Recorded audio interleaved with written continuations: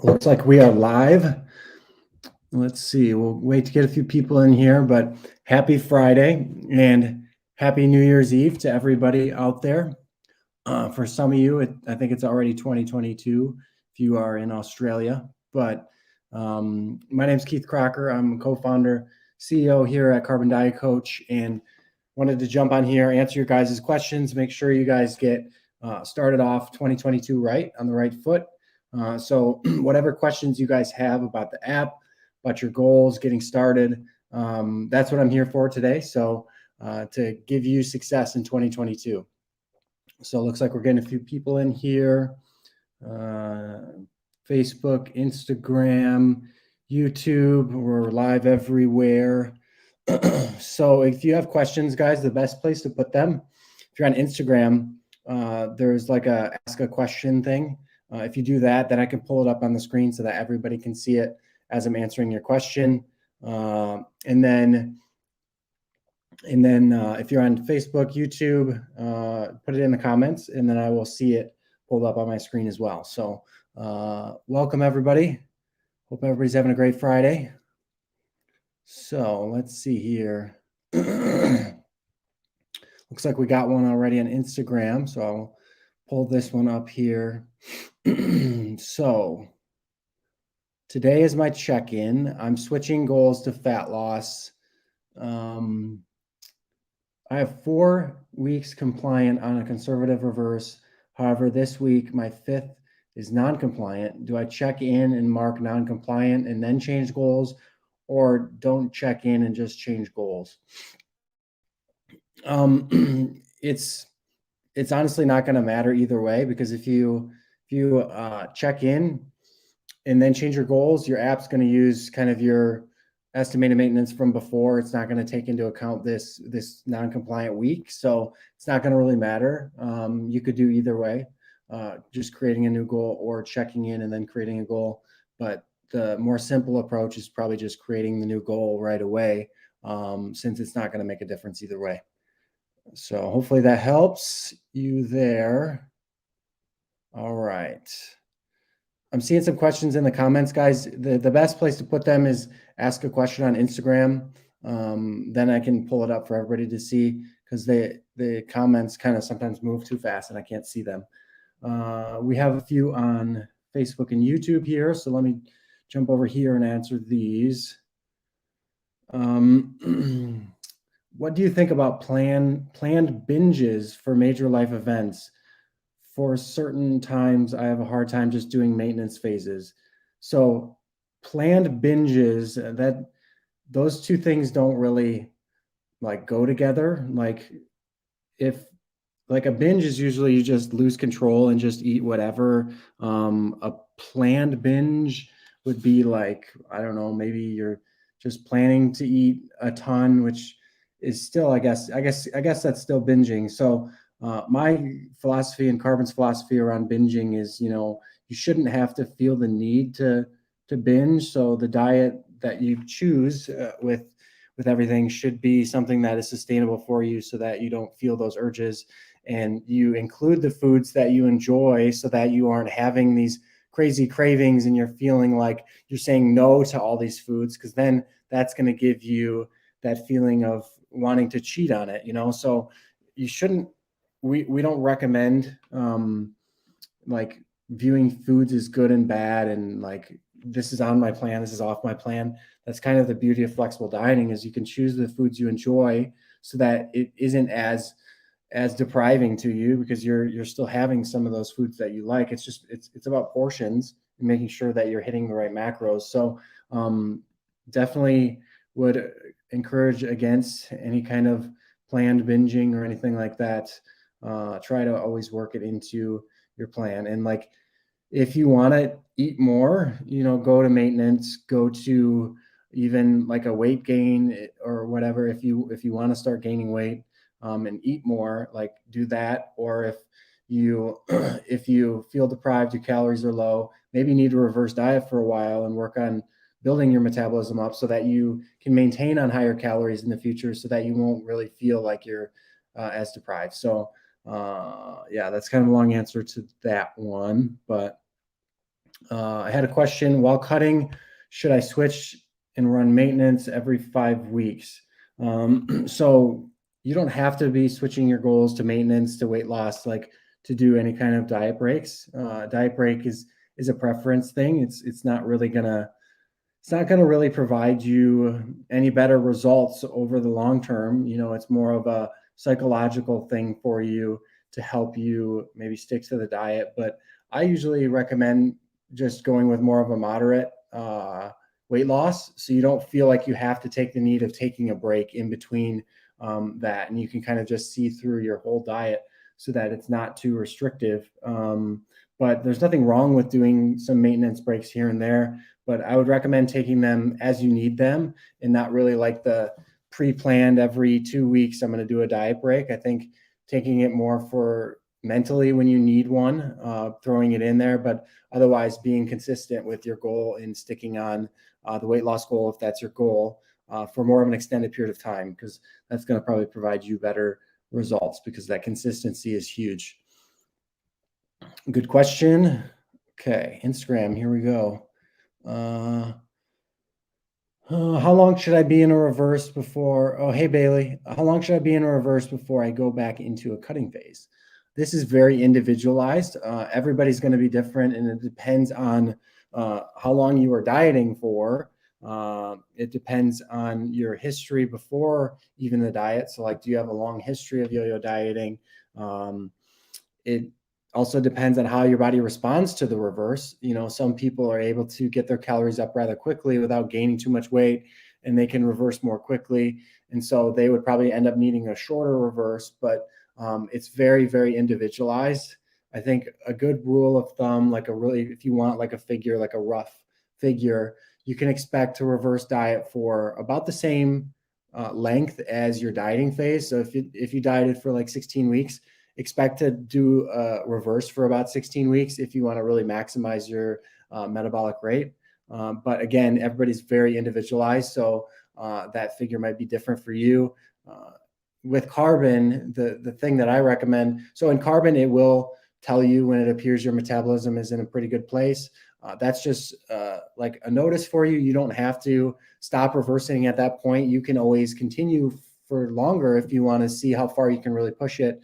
And I usually recommend people reverse diet until you start gaining weight linearly, like each week. So, and above the allowable amount of weight gain. So if week after week, like for, I don't know, 4 weeks in a row or something like that, you're gaining more than the allowable weight gain that you have set, and it's pretty consistently gaining, at that point, it really is your body telling you, hey, additional calories. I'm not going to speed up my metabolism anymore, and I'm just going to start packing on weight. So at that point, that's a good time to kind of cut the reverse diet. You go to maintenance. And a lot of people have questions around this, like after a reverse, do I go to maintenance? Do I go to cut? It's largely a preference thing, but I usually recommend going to maintenance just because at the end of a reverse, your weight is really volatile. So like it can jump around quite a bit. And if you were to just go straight into into a cut, you could potentially have a weird starting weight for the coach, for example, is one thing.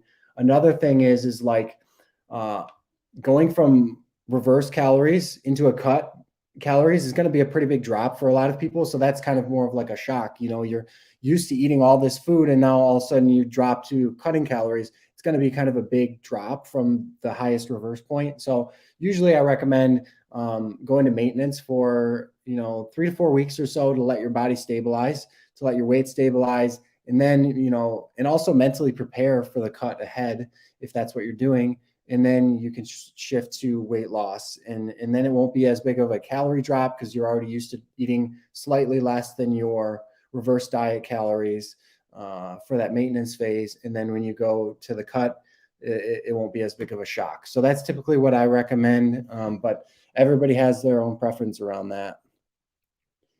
Good question. Okay, so let's see here.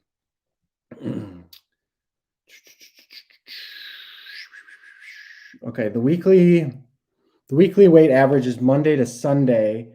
On Mondays, check in and it asks me for a weight, which I input that morning's weight. Are the adjustments based off the weekly average or the weight on the check-in morning? That's a good question, Adam. The weekly check-in is based on the weights in that check-in period. So that weight you put in when you when you check in is actually kind of more your starting weight for the next week ahead. But the coach does look at your weekly averages. So it's going to, depending on the check-in number. So the coach will determine what's the best kind of weight to look at, if it wants to look at your weekly average or it wants to look at more of your start and end weight. But when you check in and that weight you put in then is technically considered your start weight for that new check-in period. Good question though, Adam. All right. And then, yeah. Okay. When in the maintenance, I'm still having a lot of struggles with hunger. What can I do to manage it? How long will it last? So Ashley, if you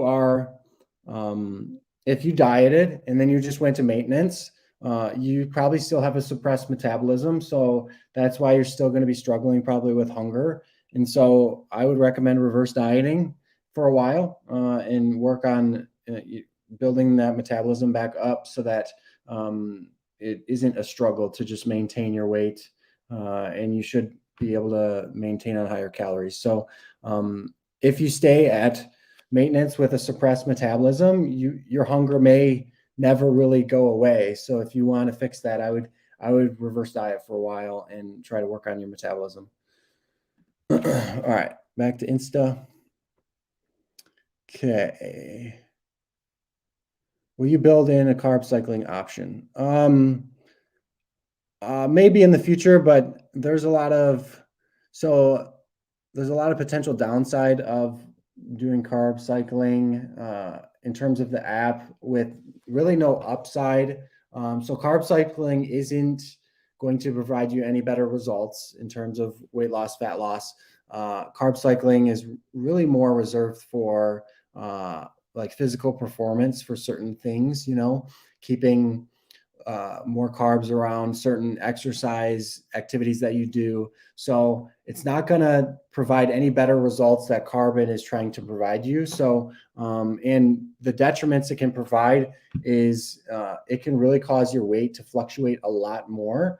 And the reason being is you're having a very variable carbon fat ratio on a daily basis. And so the water that is retained with those carbs in your muscles as glycogen, that extra water is causing your weight to jump around. So if you're having a ton of carbs, in one single day, your weight is going to be so much higher that next day than it normally is. And then when you have like really low carb days, your water weight is going to be a lot less because you have less stored glycogen in your muscles. So it's going to cause the scale to jump quite a bit depending on how much you're varying your carb ratio.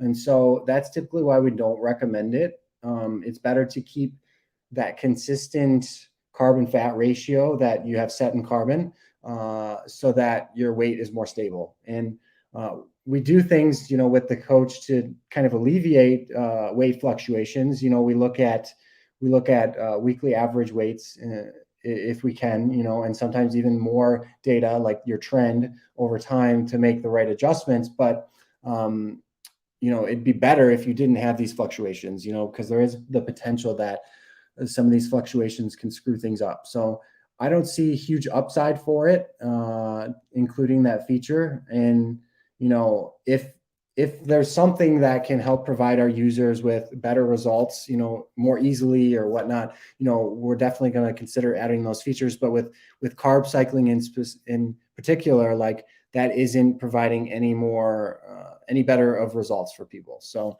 that's kind of our thought process around that, but not ruling it out completely. But if you're the type of person that really, really, really wants to carb cycle with carbon, you can just do, you can kind of determine the carbon fat ratios yourself and just hit your make sure you're hitting your protein and your calories that Carbon is providing you, and checking in that way.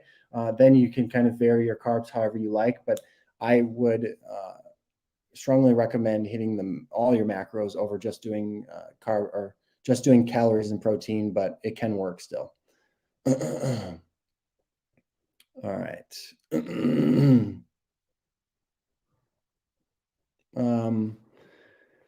At maintenance calories plus gaining, number of weeks gains show maintenance exceeded. So first of all, if you're at maintenance calories, you are not gaining. That, like, by definition, you are not gaining. So if you're gaining weight, you're not at maintenance. And so I don't know specifically what the adjustments and what the coach is doing for you, but if you want our support to look at it, definitely send us an email at support@joincarbon.com and we can look at it. But if you're on the maintain weight goal, it will adjust your macros to keep you within that weight maintenance range that's shown on the coach tab. And when you get outside of that range, that's when it will make the adjustment and get you back into that range. So there is a threshold. And so if you're above that threshold and you're saying that you're compliant to the macro recommendations that we're giving you, then it should be adjusting you and getting you to a place where you actually are maintaining your weight. So definitely send support an email and they can look into that further for you. All right.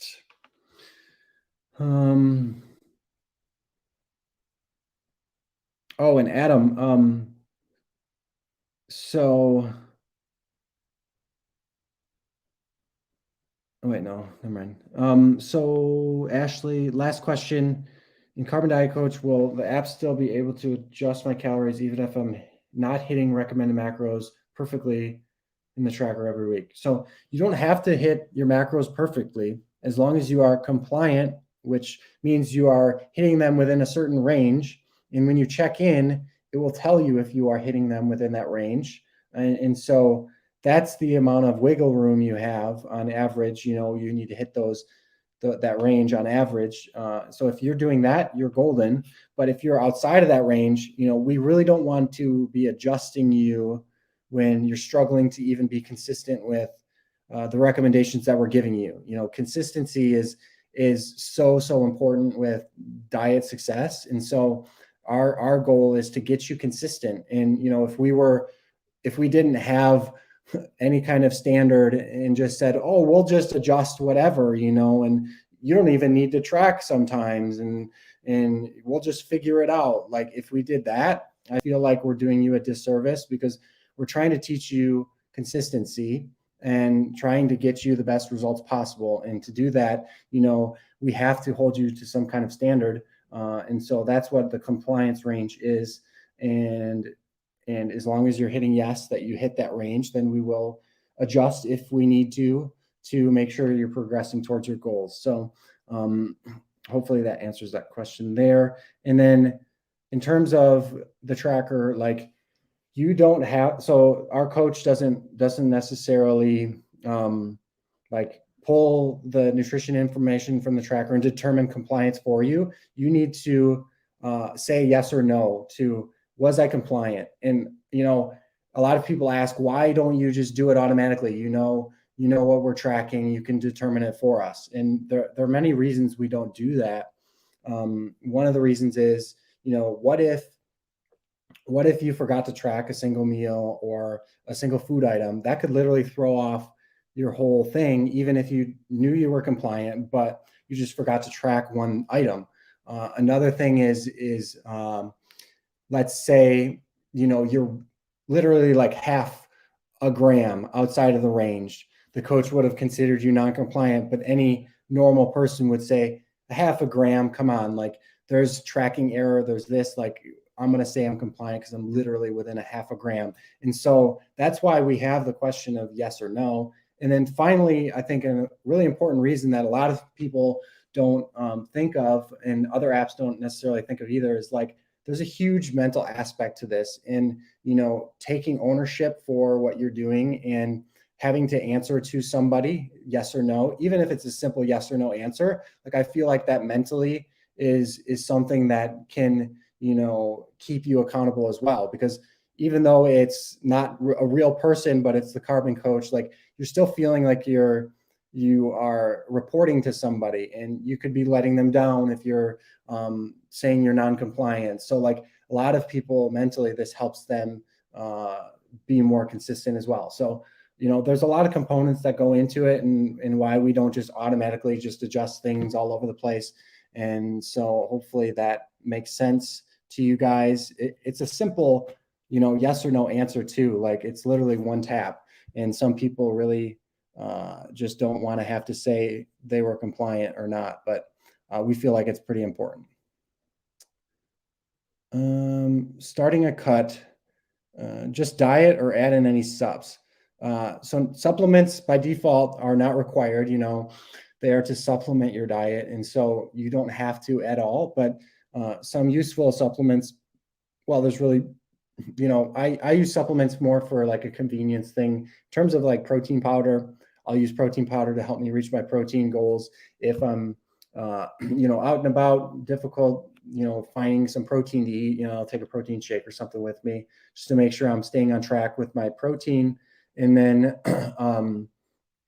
with other supplements, I I take more like just basics. So like a multivitamin to make sure that I'm covering my bases in terms of my micronutrients, because there might be a gap in my diet that based on my food choices, there might be a small gap that I might be having some deficiencies. So I take a multivitamin to make sure I'm covered. And then also vitamin D. I live in Michigan, and right now it's dark, cold, so we don't get a lot of sun this time of year. So definitely, around winter months, I like to get more vitamin D because I'm not getting that when I'm out in the sun. And then I also take fish oil because I don't eat a ton of fatty fish in my diet.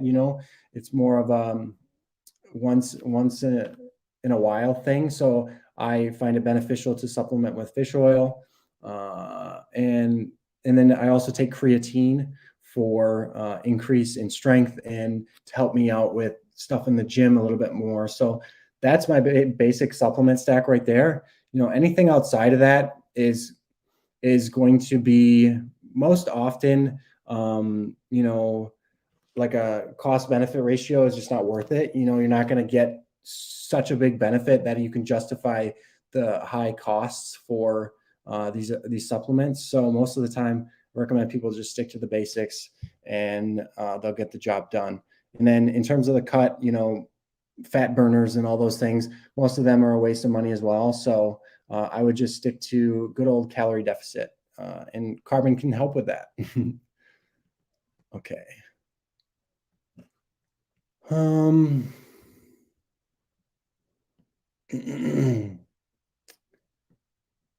Can you share 2022 things to come? I can share a few things. So 2022 is going to be very interesting. We have a lot of things in the pipeline. Some things that we are looking to do shortly after the new year is we're going to release a few highly requested features. So one thing is going to be copy whole meal. So you'll be able to, or copy whole day, like copy a whole day at once if you want. We got that request quite a bit, where people tend to eat the same things day to day, and they basically want to just copy their whole day over to the next day, and then maybe change like the serving sizes and whatnot, but they want to copy the whole meal. So that's one feature we're doing, where you'll be able to select. So it'll auto select all the meals, but you'll be able to select like, okay, I only want breakfast, lunch, and dinner, and I'll leave the rest. And then you can copy those meals over. So it's kind of like a multi-meal copy feature. The other thing is create meal from recipe. This is another one that we got quite a bit. So, the recipe feature is awesome in Carbon, but I find myself often like I track the food as a meal, and then I'm like, hey, it'd be nice if I could just save all of this instead of having to constantly keep tracking those same ingredients over and over. So that's when I would make a recipe from that meal. And in the next release, we're going to, or pretty soon, we're going to release a feature where you'll be able to tap on the 3 dots by the meal and then automatically create a recipe from that meal. So it'll basically pre-populate the recipe feature with all those items in that meal. So it'll be easy to save meals so that you'll be able to use them again in the future.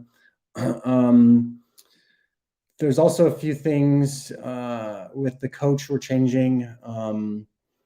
There is the metabolism question that it seems like everybody just says they have a slow metabolism, even though they don't necessarily even know if they have a slow metabolism or not. Most of the time, people just aren't consistent with their diet and they think they have a slow metabolism. So we're actually going to be removing the slow metabolism question, but you will still be able to enter in, maintenance calories if you know them and would like to use those for the coach. So we had great intentions with the metabolism question. It could be very beneficial, but a lot of times people would just always choose slow metabolism, and then they would complain about the low calories that they were getting. And, that's a result of needing to eat less to make the progress that they want. So we're going to remove that. And we have a ton of other things planned.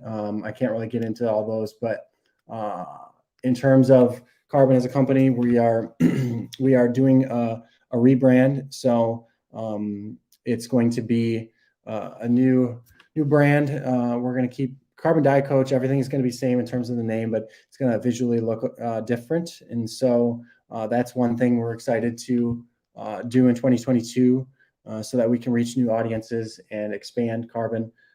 So that's very exciting. But you're just going to have to stay tuned for all of the other great things we have in store. And yeah, so 2022 is going to be a very great year.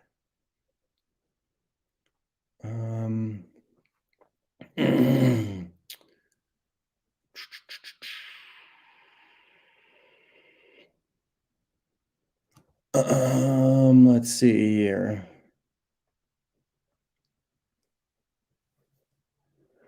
All right, let me jump back to, wait, no, we don't have any on Facebook, YouTube. Let's see. Do you have to be green in all categories in order to be able to consider compliant, or is this say 3 or 4 acceptable? Second, how long should one continue a reverse diet? How do you know when to change? So I answered that one. If you go back, I don't know if you can rewind the live video, but if you wait for the replay, go back, I did answer that question. In terms of the compliance, can you say compliant if they're not all green? That is kind of up to you. So Carbon considers, all green if you have macro calories enabled, all green. If you don't have macro calories enabled, protein, carbs, and fats, green, that is considered Carbon compliant. But, we have a ton of users that just want to do calories and protein. And so they are fine with calling that compliant if those two are green. And not worrying about it, and they still see great results. So it's really up to you what you are okay with. But I would say if you are not getting the results that you want and that you have set with Carbon, it's time to tighten things up a little bit more, and then maybe try to hit more of your macronutrients as compliant. But a good starting place for people, calories and protein, making sure that those are compliant. And then you can call yourself compliant if you want, and that should work out. But again, if you're not getting the results you want, try to hit them all. Oh, and that was that one. Okay. Let's see here.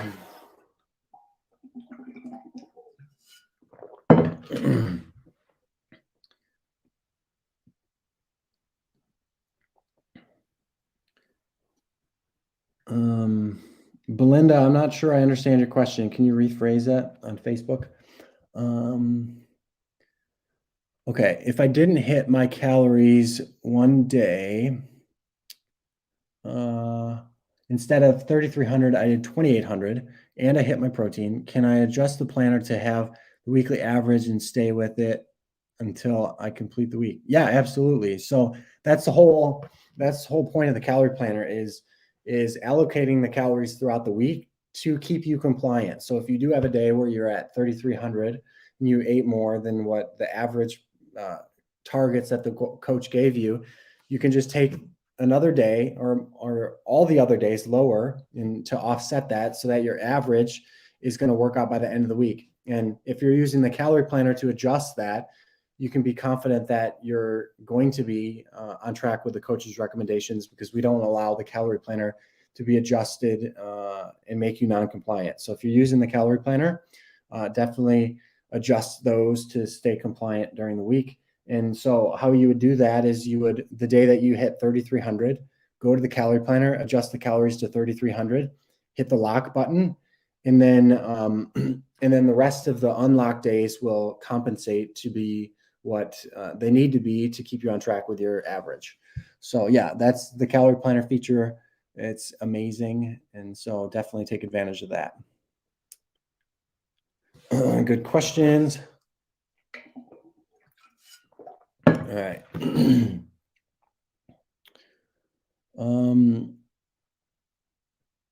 So on carbon, okay, Doc GMC, I see your question here. Okay. On carbon, the goal for custom were erased with check-ins, change it back. So I think you're referring to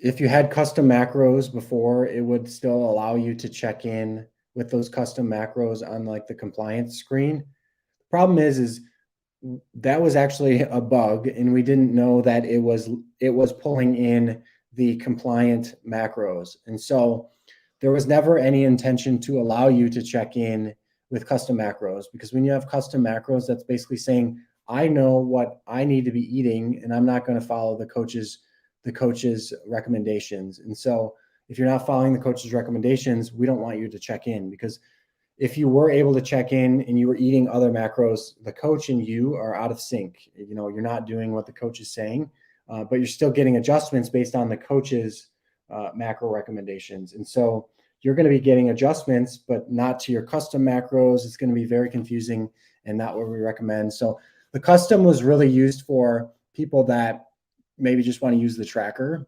So if you have your own coach, like, then you fall into this category of just needing to use the tracker. And then why would you need to check into our coach? That's what I'm confused about. So if you just want to use the tracker, that's what the custom macros is for. You set custom macros in the tracker, and then you can track to hit those custom macros. But if you're using the coach and checking in, you're using Carbon as your coach. And so there's no need to have another coach. And if you have another coach, that's kind of counterproductive to checking in. And so that's why there's that. And then we're going to make it more clear in a future version that, you know, if you have custom macros set, you can't even check in. Like, it's going to not even allow you to check in, because we want you to use the coach's recommendations and follow those. So sorry about that, but I hope that makes sense.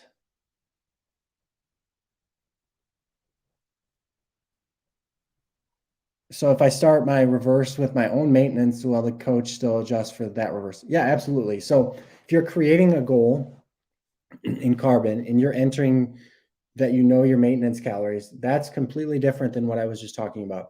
If you enter maintenance calories in the goal creation flow, Carbon is going to use those maintenance calories to figure out where you should start with your new goal. And so it's going to use that for that goal and coaching you for that. So it's basically saying, hey, I know my maintenance calories, figure out the rest for me.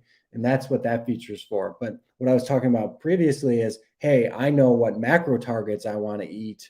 That's another step that the coach is not going to coach you for. All right.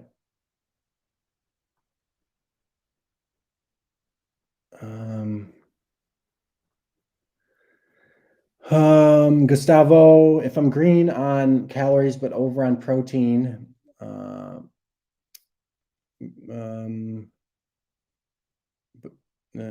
on. If I'm green on calories but over on protein, am I still compliant? So I would say, if you're constantly seeing yourself going over on protein, adjust your diet preference slider to be more protein centered, like to favor protein more. And, as long as you can adjust your diet preference slider to be that protein intake, I would do that so that you're not constantly just going over the target. You're actually setting your protein preference target. And if you're able to do that, then, I think you would be fine saying you're compliant. But like I was saying a little bit earlier, like if you're doing calories and protein and you're not getting the results that you want, if that makes, yeah. So if you're doing calories and protein, you're not getting the results that you want, then you should probably hit all the macros just so that you're being more consistent and tightening things up a little bit. So that's what I would recommend there. So speaking of the custom macros and the coaching thing, that makes no sense. If I want to go back to the coach, then it has my maintenance at like 10,000 calories. That's a horrible feature. I don't know what you're talking about. Sorry. Yeah, I don't. So the coach determines your maintenance calories based on check-in data. And so if you're setting custom macros, you're also not getting any kind of any kind of maintenance estimation. And so there would be no way that, if you do end up switching back to the coach, that it's going to think your maintenance calories are 10,000. So I think you just are not understanding what I'm saying, maybe, or maybe I'm just not explaining it in a good way. But, please reach out to support. They can explain it further in terms of the custom macros and the coach. Can you give me some tips how I can get 200 grams of protein every day? So it's going to come down to food choices, and then also how many meals you're eating per day. So I would take that 200, divide it evenly between all of your meals. For that, I would say, 4 to 5 meals is probably a good target for that. So 40 to 50 grams of protein per meal should be kind of your target. Now you have meal protein targets for yourself. So you have something to shoot for in each meal. And then you need to think, okay, what is a high protein source? And what does that look like? And how much of it do I need in this meal to reach that protein target? And so, high protein sources are going to be all of your meats, usually if it's lower in fats like chicken, turkey. Those lower fat meats are going to be a great protein source because you're going to get quite a bit of protein with not a ton amount of fat. And then other protein sources, you can obviously go the supplement route, get protein powder. Also, like milk proteins. So like Greek yogurt is a great protein source. One serving has like 22 grams in it. So find yourself a list of protein foods that you enjoy. And so look at the foods you're eating, see what's high in protein, write down all those foods that you have. And then, you're going to have to sit down and say, okay, now how much of each of those foods am I going to have in each one of my meals to reach that 40 to 50 gram protein target? And so that's what I would recommend, breaking it into smaller chunks and being more manageable. Because if you think about like, oh, I have to eat 200 grams of protein today, and then just like think about it that way, it seems like so much harder of a thing to do. Whereas if you think, okay, I'm going to eat 4 to 5 meals a day, I'm going to break that up evenly. So now I just need to make sure each meal is getting 40 to 50 grams of protein. That's more manageable for people. So that's what I would recommend. And if you need help coming up with some ideas for higher protein foods and stuff, definitely reach out to us at support@joincarbon.com. We can help give you some suggestions based on, what you typically like to eat and that kind of stuff. So hopefully that helps there.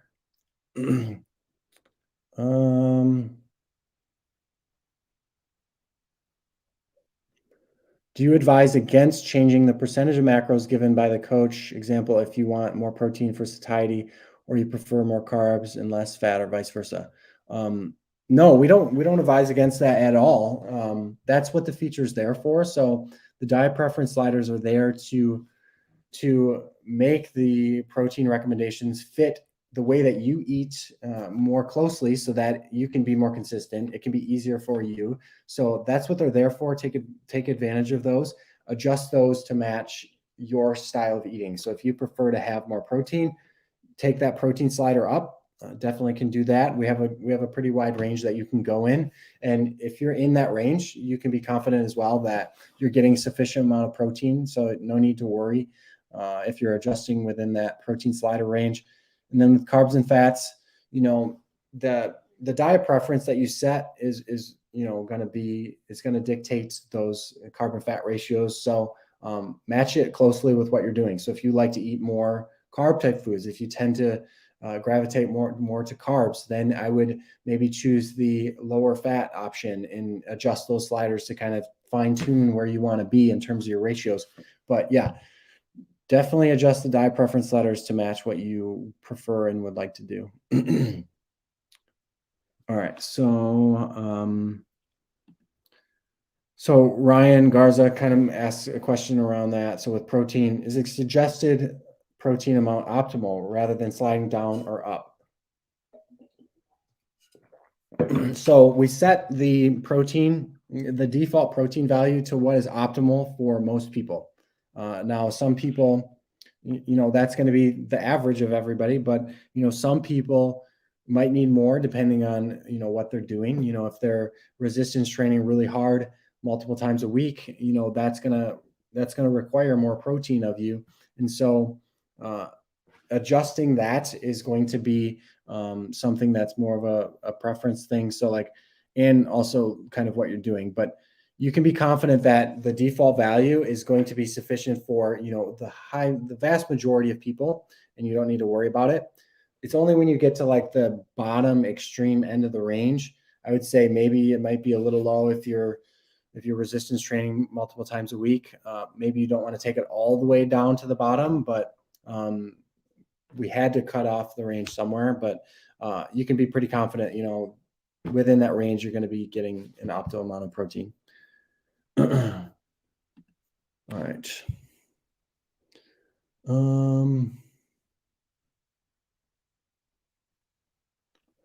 Our quick 1 minute cooking oats and quick cooking grits a good source of carbs? Absolutely, yeah. Oatmeal is a great carb source. It's got a good amount of fiber.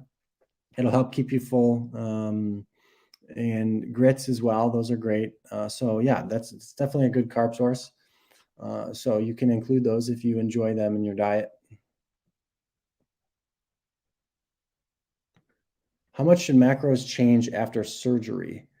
So there's multiple, I guess, factors to this. So indirectly, you probably, depending on what the surgery is, you're probably going to be doing different activity and training after that. And so that's going to have an impact on your energy expenditure. So that's going to potentially change your macro needs because of the difference in activity and exercise and lifestyle. Directly, depending on the surgery, your body is healing, so it's going to need more calories as well. So those two things kind of are going in different directions. So a lot of the times, your calorie needs may be somewhat similar to what they were pre-surgery, but it just depends. Everybody's different, I guess, with what surgery they had and stuff, and how that surgery is affecting them. So if you are changing drastically in your energy expenditure and your activity, I would recommend creating a new goal in carbon and giving it your new activity level. So it'll ask you your exercise and your lifestyle. So if you update those to what you're going to be doing now post-surgery, then your macros should be where they need to be. If you're still able to be pretty active and somewhat doing your same kind of routine after surgery or shortly after surgery, then I wouldn't worry about changing things. I would just keep everything the same in terms of the coach, and it will adjust to find where you need to be eating. It's only when you have really drastic changes in your activity that you're going to want to create a new goal because you're going to have such a huge shift in your activity. So hopefully that helps, Patrick. Does the scanner database get bigger as more people use it? It does not. So we don't,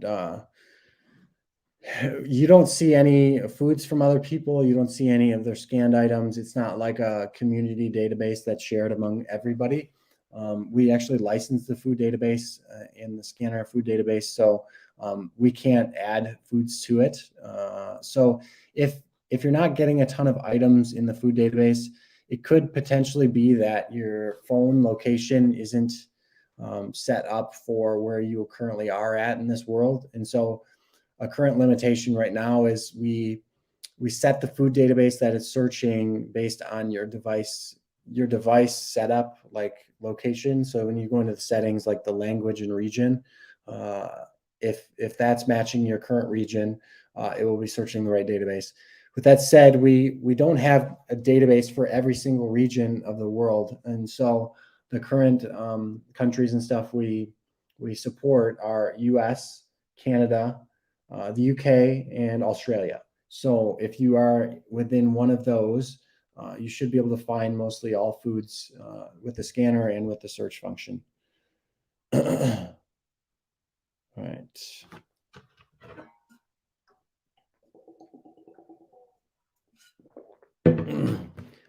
How would you say someone should start their weight loss journey to be successful? I would say a lot of it is mental, having a mental shift in realizing that it's not going to happen quickly.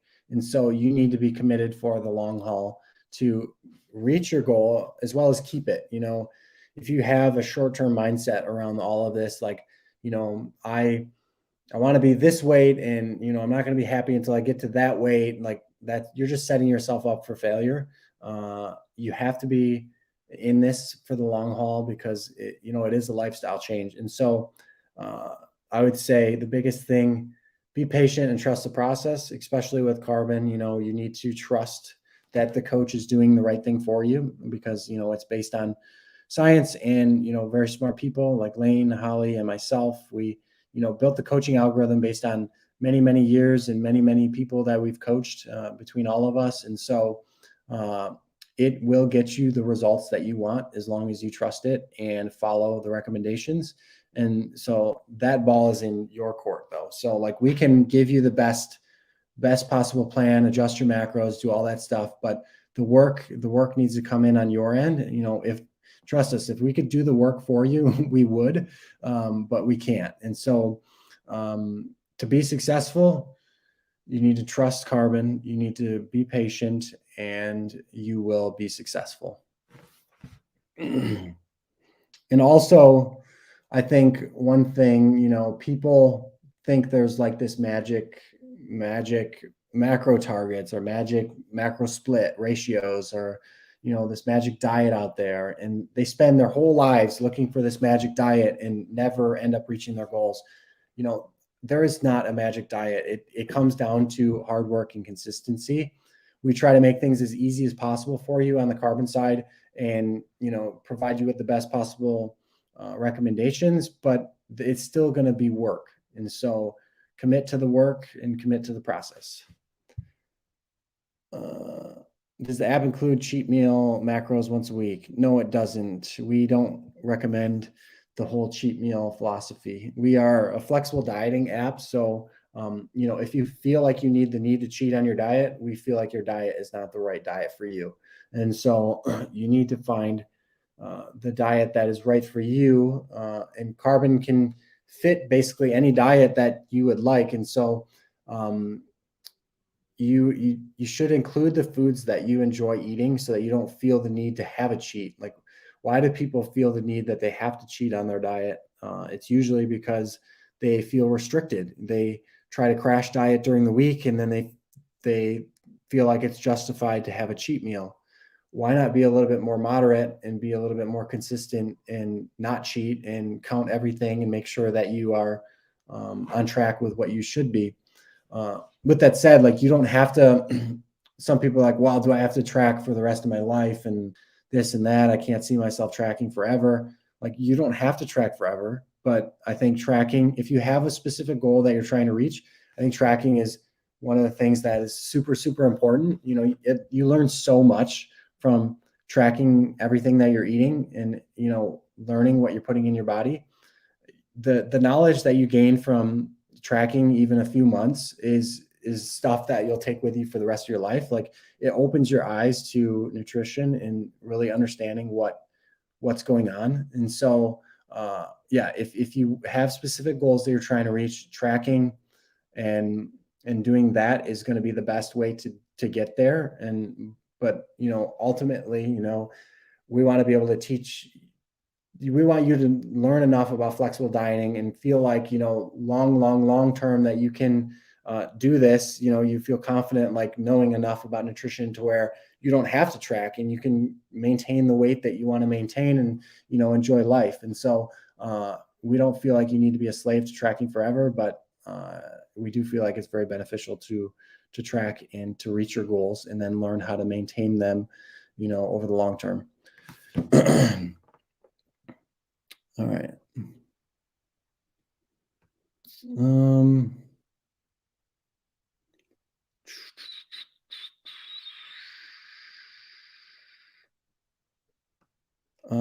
Should I make any diet changes when having COVID? Protein is on point. Wondering if it's helpful to cut carbs and sugars. No reason to cut carbs and sugars. It's not like that's going to help with anything. I would just eat normally how you normally would. Make sure you're getting plenty of fruits and vegetables and high nutrient dense foods, and just rest and recover.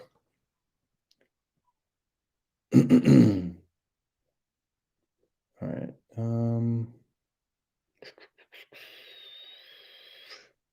Let's see here. Calipers or scale for body fat. Let's say the calipers measure 20%, but the scale measures 40. That's a huge difference, but I think this is hypothetical. Would that change the cut plan on the weekly check-in? So good question.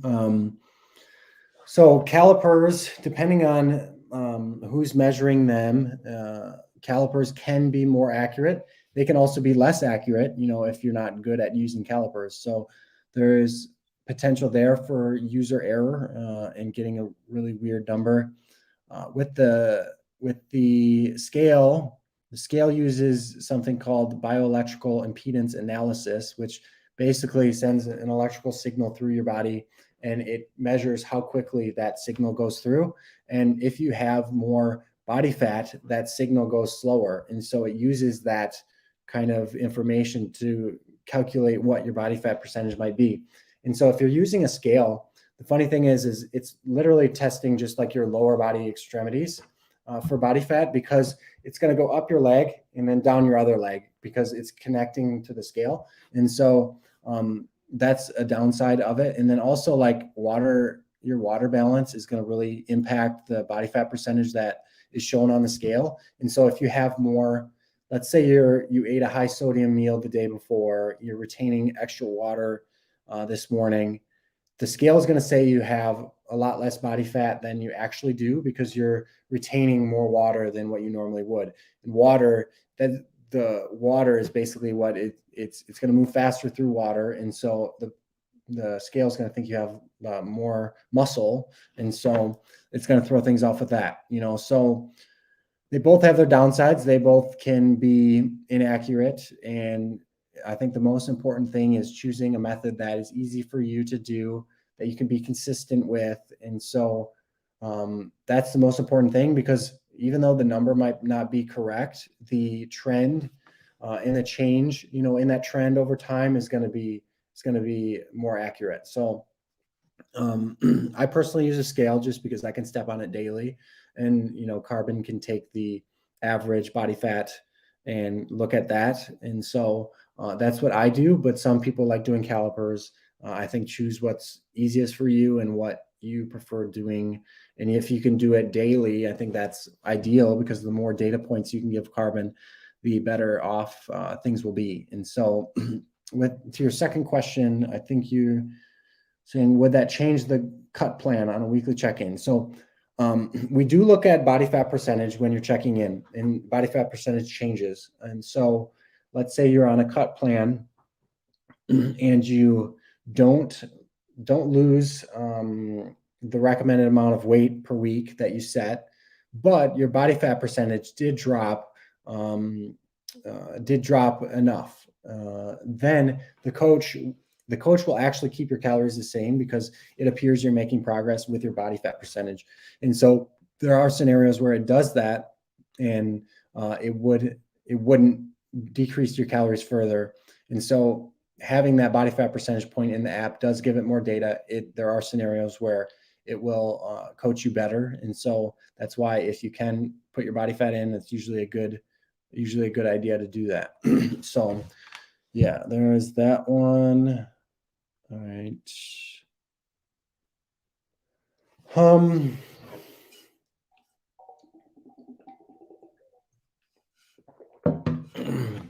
What about, so I'm seeing a few about water, one about salt. So recommendations around water and salt. This is also something that's very individualized. Everybody's going to have a different requirement for water and sodium. And so it's really dependent on, your activity, how much water you are losing throughout the day. So what's best in terms of water, in my opinion, is to actually monitor the color of your urine. And so drink enough water throughout the day so that, throughout the day, your pee is like clear to very slight yellow. So like if you're keeping it with that in that range, you're going to know that you're sufficiently hydrated. If it starts getting like really yellow, or not even really yellow, but like yellow, then you're a little bit probably going to be a little bit maybe dehydrated. Keeping it more to the clear end is probably the best.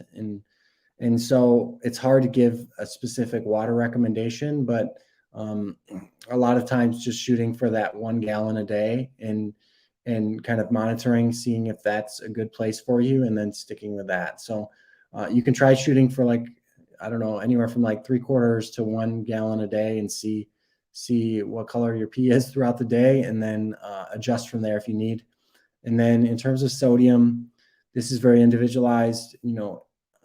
Some people need salt restriction depending on health conditions. And so, but for most people, I would recommend staying within the government recommendations. And I believe that's 2,500 milligrams per day. I think that's a good number to shoot for most people. Now, eating a ton of sodium isn't necessarily bad for you if you aren't a person that is salt sensitive. So like there is certain population that their blood pressure is really affected by the sodium intake that they have. And so for those people, I'd follow your doctor's recommendations or follow the government recommendations of the 2,500 milligrams. But, if you're eating more than that, you can still be fine if you're one of those people that isn't salt sensitive. And then another thing with sodium and water as well is like consistency is really important. So you want to keep your sodium pretty consistent in your diet, because that's going to keep your weight from fluctuating too much. And so like with all things in diet, and exercise, like consistency is so important, and people just really neglect the consistency. Like you have one day where you're eating like, I don't know, 1,000 milligrams of sodium because you're really watching your sodium. And then another day you go out to eat and eat 6,000 milligrams of sodium. Like those huge fluctuations in your sodium are really going to do crazy things with your weight. And so the more consistent you can be on a daily basis, the better.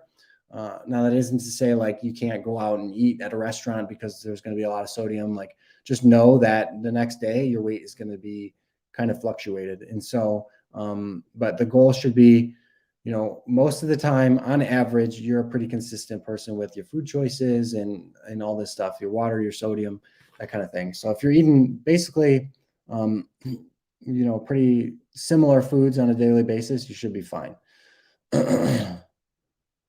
Seems like coach would work better if I can provide daily body fat. Is that true? Yes, that is true. So, I was talking a little bit ago, you might not have heard, but like the coach does evaluate your body fat percentage as well, in addition to your weight. So if you're putting in body fat daily, that's more data for the coach to work with. So I would definitely do that if you can put it in daily.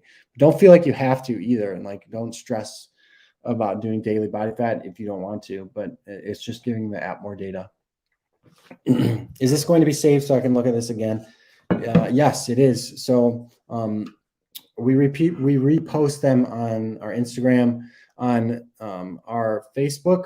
I don't believe it's saved, but on YouTube it is saved. But if you're on Instagram, which you left a comment on Instagram, that's going to be the best place to watch the replay. And I'm going to post it up a few minutes after I get off here. But we are coming up on, or actually we passed the hour now. But yeah, I hope this was helpful for you guys. I hope everybody has an amazing 2022 and starts off right. If you aren't using Carbon, I definitely recommend giving Carbon a go and trusting it for the goals that you have in 2022. If you want to learn more about Carbon, you can go to joincarbon.com. We have a help center there where you can see some videos about the app and its features and that kind of stuff. But if you're ready to jump in and trust the process, reach your goals, head over to the Apple App Store or the Google Play Store. Download Carbon, subscribe to Carbon. It is $9.99 US a month. You can get a discount if you purchase 6 months. Like if you commit to 6 months or a year, you can get a nice discount as well. So download Carbon from the app stores and trust it, and it will get you to your goals for 2022. So appreciate everybody tuning in. Hope everybody has an amazing New Year's. If you haven't celebrated it yet, I think Australia is already in 2022, but for the US folk, I hope everybody has a great and safe night, and take care. We will see you on the other side.